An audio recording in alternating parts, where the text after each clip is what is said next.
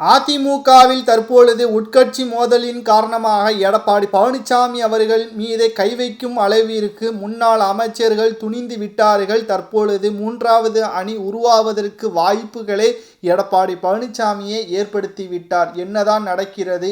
நேற்றுதான் புரட்சித் தலைவர் எம்ஜிஆர் அவர்களின் 36வது நினைவு நாளை ஒட்டி எடப்பாடி பழனிசாமி அவர்கள் கூட்டமாக மெரினா கடற்கரையில் மரியாதை செலுத்தினார். ஆனால் முன்னாள் அமைச்சர் சில பேர் இந்த கூட்டத்தில் பங்கேற்கவில்லை. உடனடியாக எடப்பாடி பழனிசாமி அவர்கள் என்ன ஏதென்று கேட்டுள்ளார். சி.வி. சண்முகம் அவருடைய ஆதரவாளர்களும் எடப்பாடி பழனிசாமி அவர்கள் கலந்து கொள்ளக்கூடிய நிகழ்ச்சிகளில் எதுவும் கலந்து கொள்ளாமல் தவிர்த்து வருவது தற்பொழுது மூன்றாவது அணியை உருவாக்குவதற்கான வாய்ப்புகளை ஏற்படுத்துவதாக சந்தேகம் அடைந்த எடப்பாடி பழனிசாமி அவர்கள் சி.வி. சண்முகம் அவர்களை அழைத்து என்ன ஏது என்று கேட்டுள்ளார். இந்த நிலையில்தான் புதிய மாவட்ட செயலாளர்களை நியமிப்பது சி.வி. சண்முகம் அவர்களுக்கு பிடிக்கவில்லை என்று ஏற்கனவே கே.பி. முனுசாமி அவர்கள் எடப்பாடி பழனிசாமி அவர்களிடம் கூறியிருந்தார்.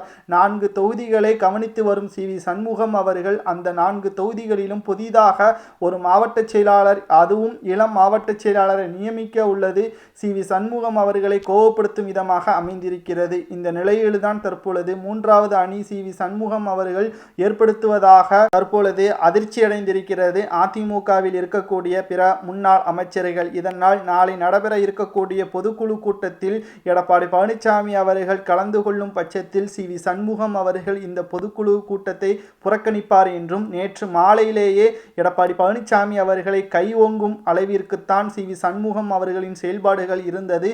மேலும் அங்கு இருக்கக்கூடிய மூத்த அமைச்சர்கள் இல்லாமல் இருந்தால் எடப்பாடி பழனிசாமியே சி.வி. சண்முகம் அவர்கள் அடித்திருப்பார் என்றும் கூறப்படுகிறது. இதனால் அதிமுகவின் அரசியல் வட்டாரங்களில் தற்பொழுது சி.வி. சண்முகம் அவர்கள் அதிமுகவில் இருந்து அல்லது பதவி பறிக்கப்படும் என்றும் தற்பொழுது தகவல்கள் வெளியாகி இருக்கிறது. நாளை நடக்க இருக்கும் அதிமுகவின் பொதுக்குழு கூட்டத்தில் நிச்சயமாக கலவரங்கள் எதுவும் வராமல் இருப்பதற்காக போலீஸ் பாதுகாப்பும் கூடுதலாக ஏற்பாடுகள் செய்யப்பட்டிருக்கிறது.